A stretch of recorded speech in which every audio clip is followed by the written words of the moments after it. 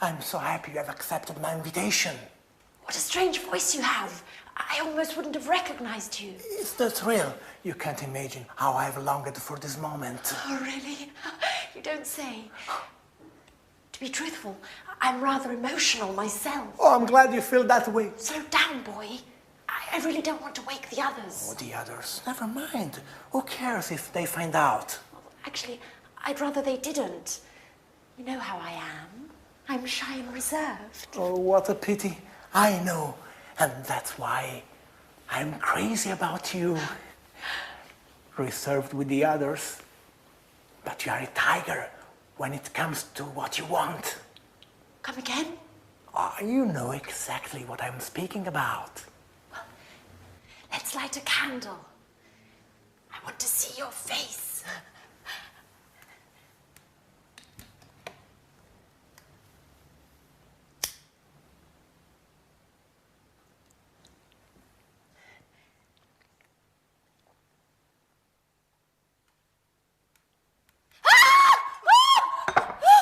What are you doing here? Anne, it's me. Don't worry. Our date, you don't remember. Oh, you are a little nervous. Come here, baby. Oh, let go of me. Let go. Don't you dare touch me. Oh, you should be ashamed of yourself.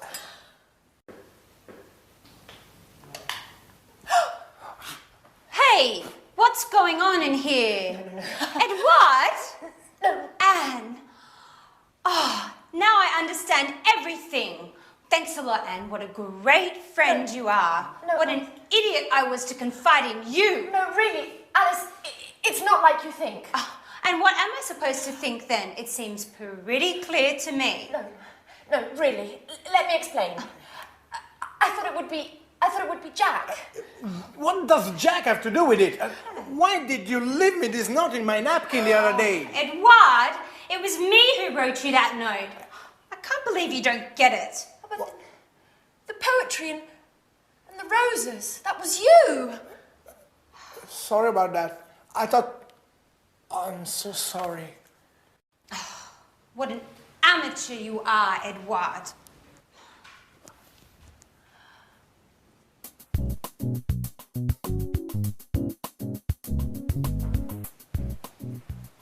Hey, Anne. Hi.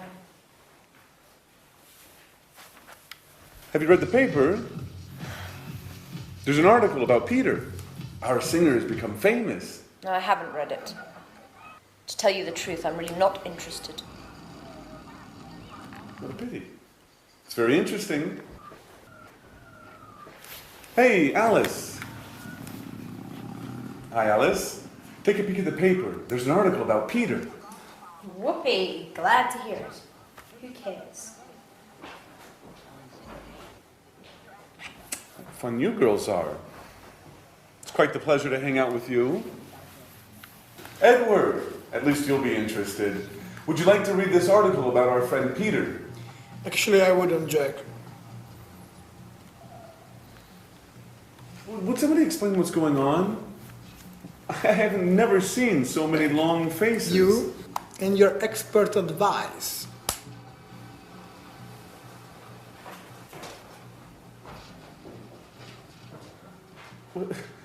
What's eating him? Has he gone stark raving mad? No, Jack, I've gone stark raving mad. Yet again, I played the fool. What an idiot.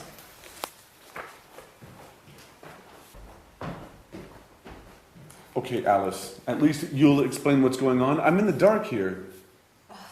It's a long story, Jack. A horrible mess. It all began with a misunderstanding. Well, I'm all ears. Go on, Alice, do tell.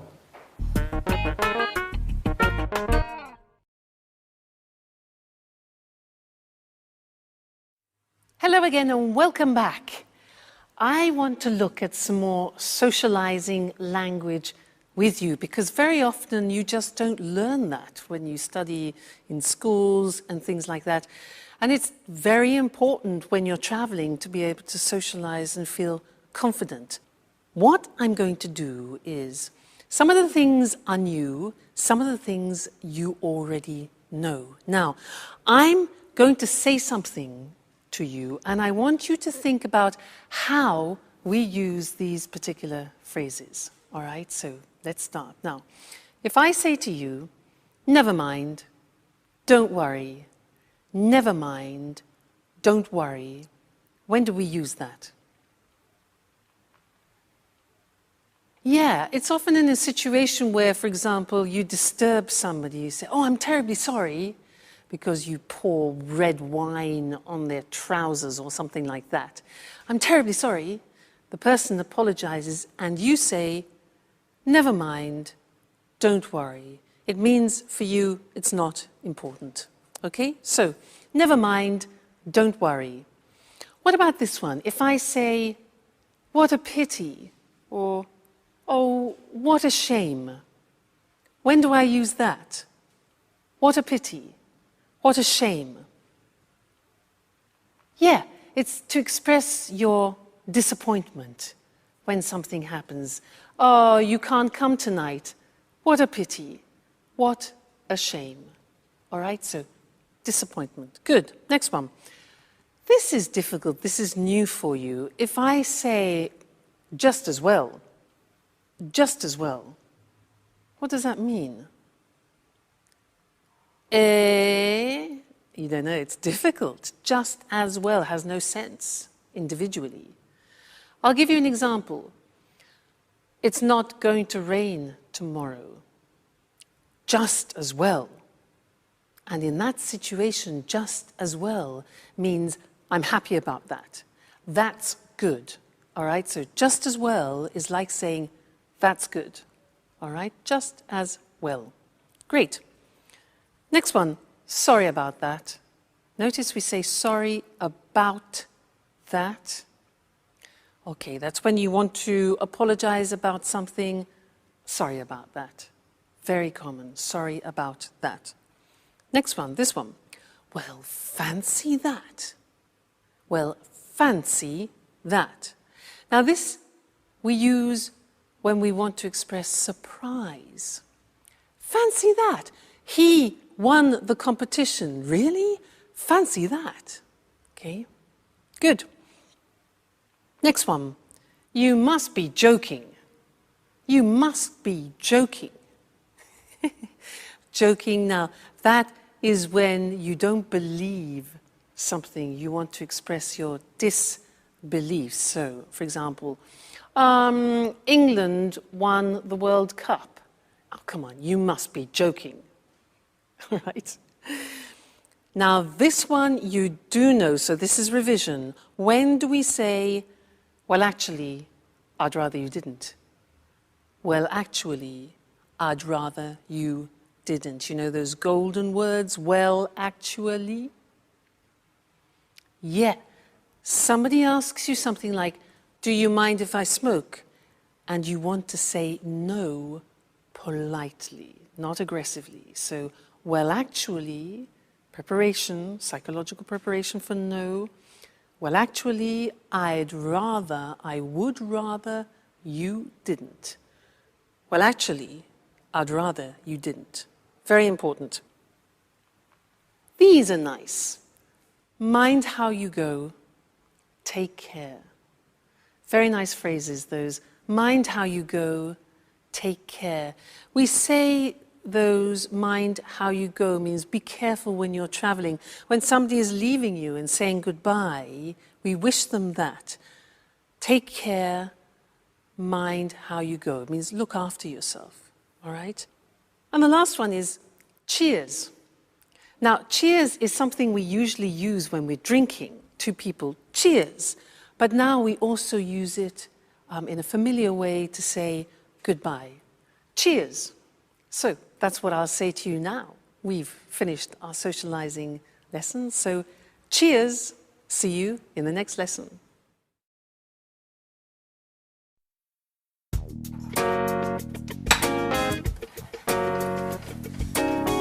Hi, Anne. Have you got a minute? Hi, Jack. I'd like to have a word. You've probably already heard the sordid story.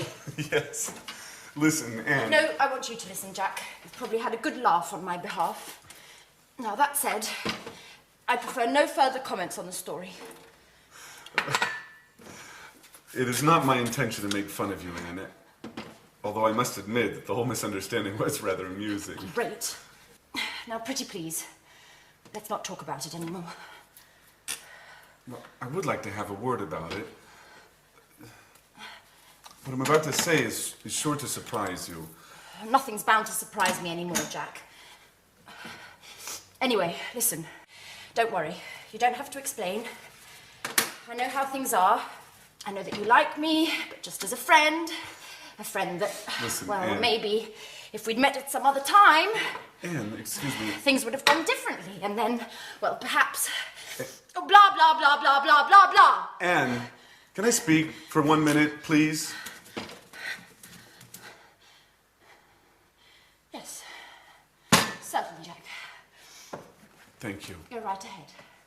Now, you know how I suffered about Sharon. And well, after her, I didn't think I'd ever feel anything about another woman. But then you came back from your holiday and I started to feel better. I didn't think about Sharon so much. What are you getting at, Jack? And it was because of you that I managed to forget about Sharon. Well, that's what friends are for, n'est-ce pas? You really don't get it, do you? Get what, Jack? Anne, I'm trying to tell you that I'm in love with you. I didn't want to believe it at first. I thought I was attracted to you because I felt so alone in the world. But then this feeling grew, and when Alex told me about Edward, I realized it should have been me to bring you those flowers. Jack, if this is some kind of a joke, it's not very amusing. No, it's the truth, I swear. We were made for each other.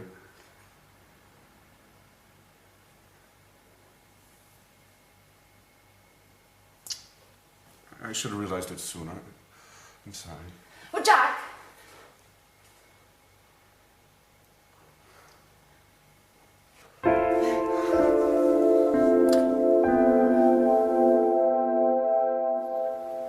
So, Edward, are you going to explain why you called us all here today? What's so urgent? Well, listen.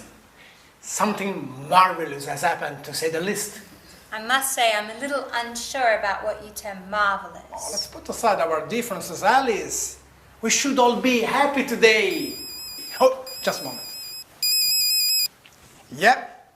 Oh, great. Great. Don't worry. They are certain to accept. I've already spoken with the group. Yeah. They are bound to be here any moment. Yeah. We'll be sure to get the details later. Bye-bye. Edward, do you plan on telling us what's going on? Well, you all remember that I was in touch with the producer to propose what I've filmed with you in this house. Yes, and? He ate it up. He loved you all. The house, your daily gossip, your relationships. Oh, great. They have already arrived. Excuse me for a moment. I'll get it. Who's arrived? Who? Come in. This way. Edward, what's going on? Who are these people? Hold on now. Mr. Martin, the producer, has accepted my proposal. We are going to make some TV shows here. And you all are going to be the stars. You are bound to become famous. And I've already come up with the title. At Home with Anne. What do you think? Oh my God.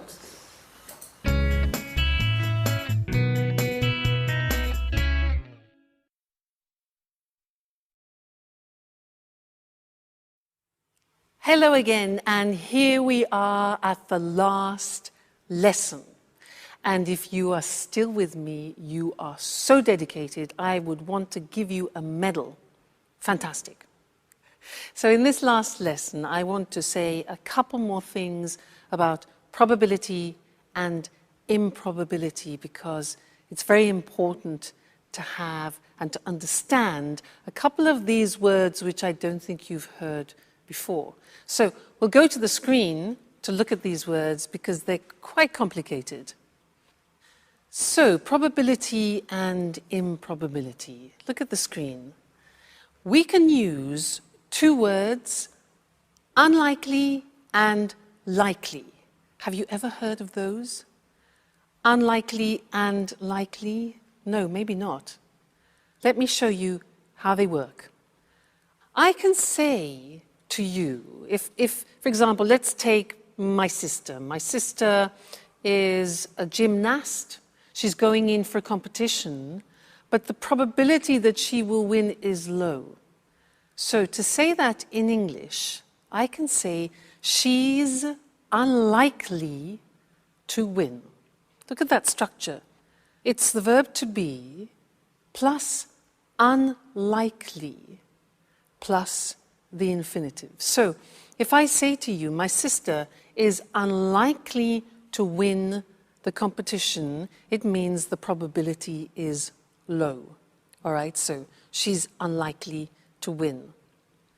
Now, I can increase that negative probability by saying it's highly unlikely. For example, the weather. Let's say the weather.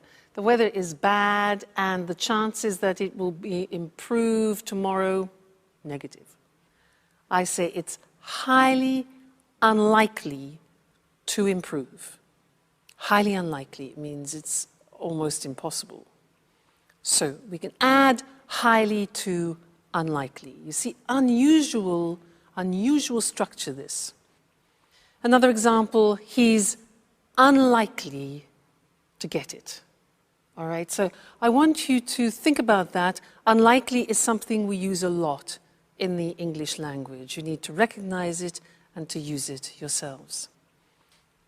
Now let's move on to real probability, expressing real probability. In English, we can use the word certain, sure. These are words that you already know. But there's another word which I don't think you know, and it's bound, from the verb bind, bound, bound. Now, if I say to you, they're bound to accept, you'll probably think, what? Now, they are bound to accept means they are certain or they are sure to accept. So this is describing real probability. All right, bound to, sure to, certain to. Look at the examples. They're bound to accept it. We are sure to arrive on time. It's certain to work. Now let's take some examples and put them in sentences. I say to you, China will become a major world power. Now, what do you think about the probability of that? High, yeah? So we could say China is highly likely, this is the positive form, highly likely to become a major world power. Another situation, what about this? In our lifetimes, a woman will become Pope. How about that? Right. We would say it's highly unlikely that a woman will become Pope. All right, highly unlikely. Another example, the world's climate will continue to change. I think that's obvious, yeah? So we could say the world's climate is bound to continue, is sure to continue to change if we keep behaving like this. And one more. You'll learn English if you follow this course. That's for sure. So we would say, you're sure, you're bound to learn English if you follow this course. All right, so different ways for you to express probability, strong probability, less strong probability. Fantastic. Well, what can I say to you? You have been wonderful. You've studied hard, followed all the lessons. All I can say is keep practicing. Go to England, go to America, go to Canada, go on holiday, speak to tourists, speak to friends, do courses, keep reading. It's important. You know, English is an important language. Today, it's not possible to work or live without it. So thank you for being such great students. And who knows, maybe you and I will bump into each other in a street in London. Well, I hope so. So take care, look after yourselves, and good luck with your English, okay? Bye, and thanks again.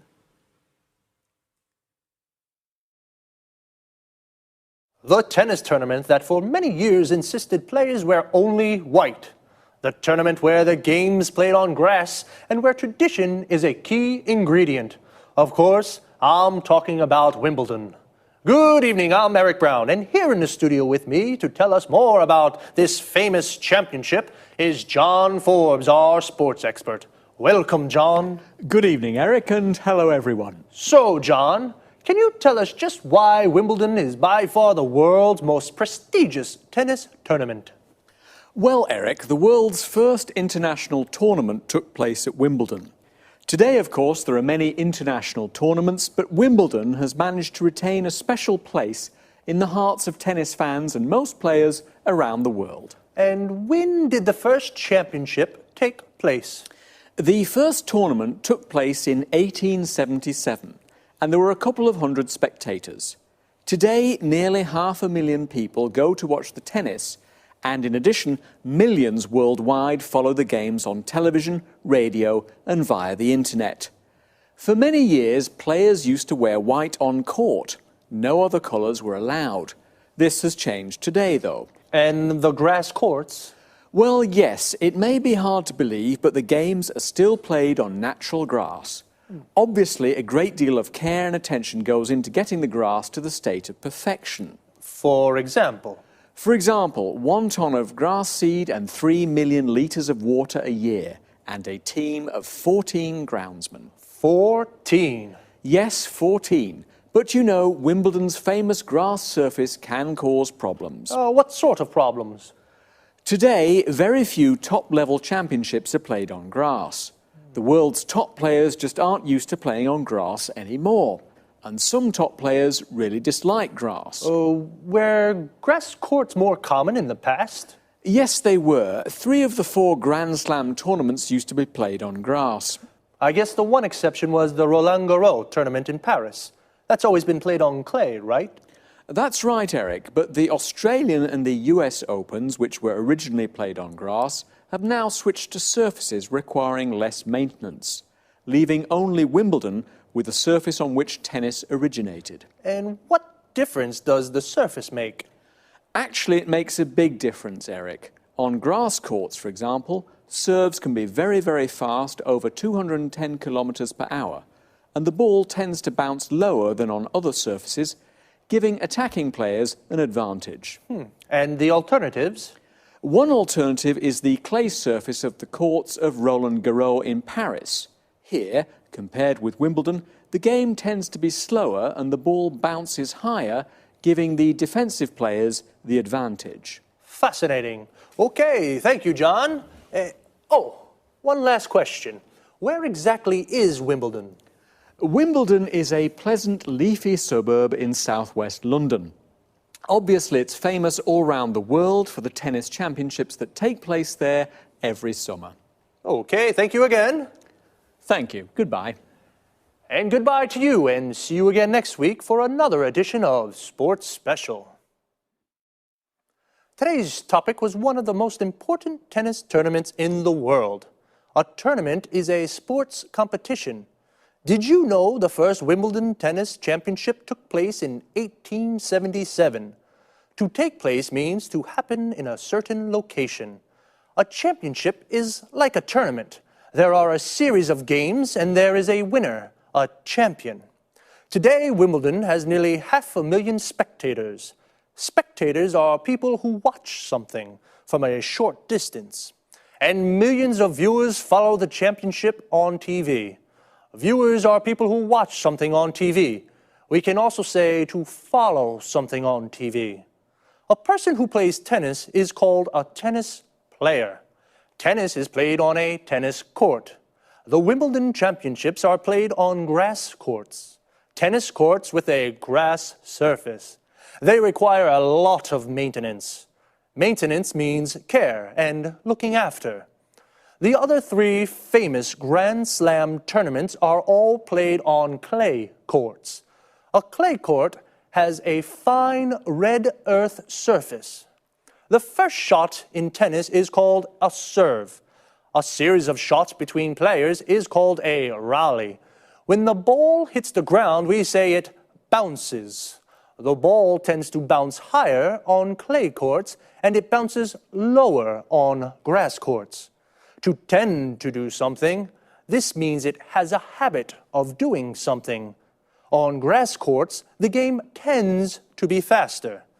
Wimbledon is a leafy suburb in South London. A suburb is an area of houses away from the city centre. And leafy means there are a lot of trees. That's about it for today. I'll see you on Sports Special next week. Bye-bye. Welcome to all our viewers.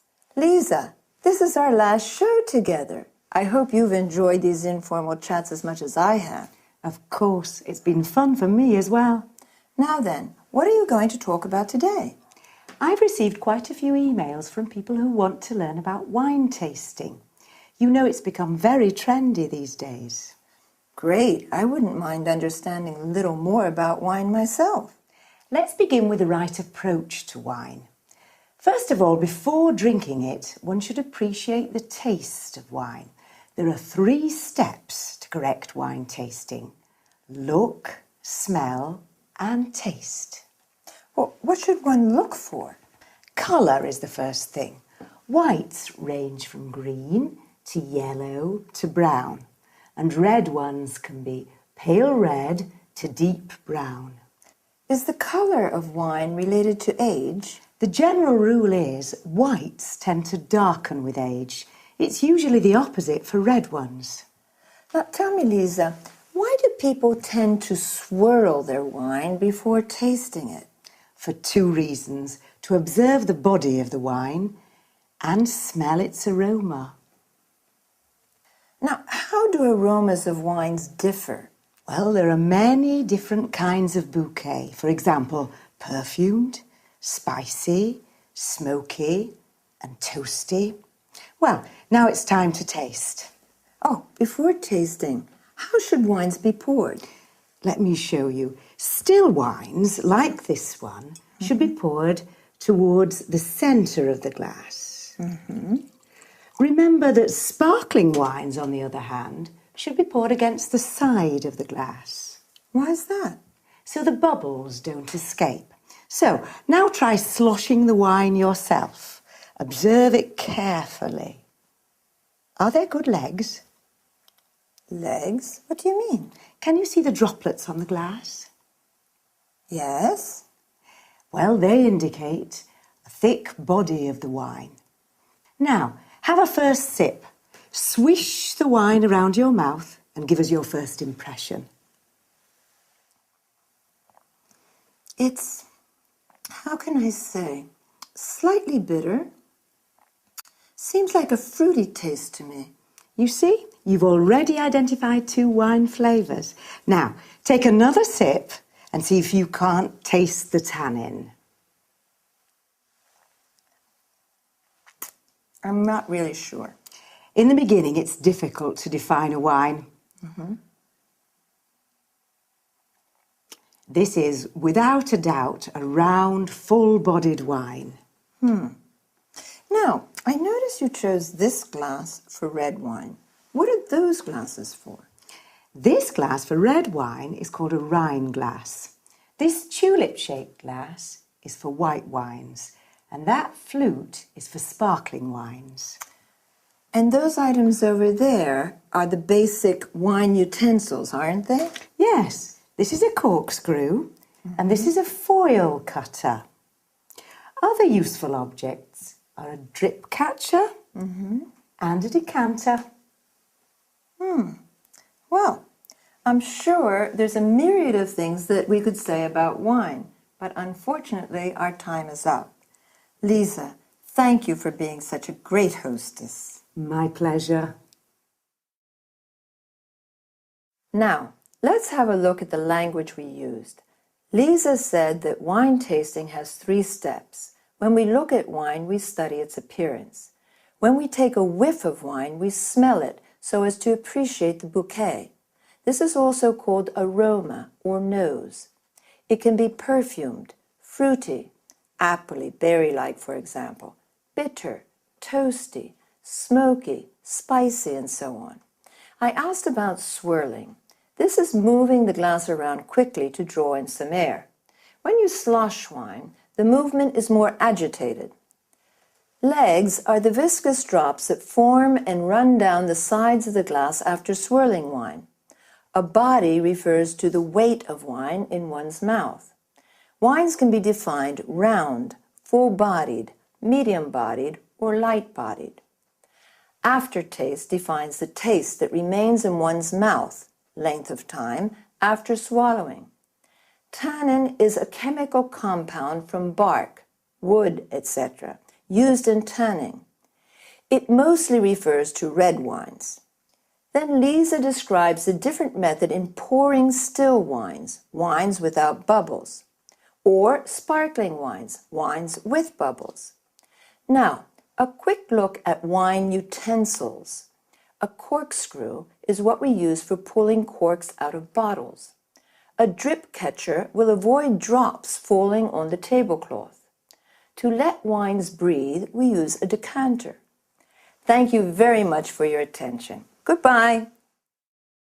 Hello again and welcome back to English Today. And this is DVD 22 and the 5th and last DVD of your advanced level and the series. And in this DVD, you will see another 2 episodes of our story, That's Life, followed by some more special TV programs. This time, our sports expert will be talking about Wimbledon. And then our culinary experts will be talking about wine tasting. Then, in the grammar section, we'll study some more useful phrases for when you're socializing and other ways of expressing probability using likely and unlikely. All right? So enjoy your viewing. Hello and welcome back for another lesson. And in this lesson, we're going to look at some more socializing language. You know, those set expressions that we use when we socialize with people. But first, let's join Anne and Edward.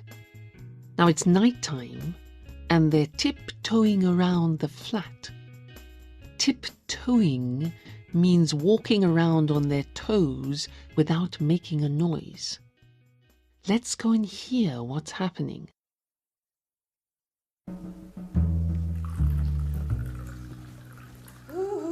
Anne! Hi.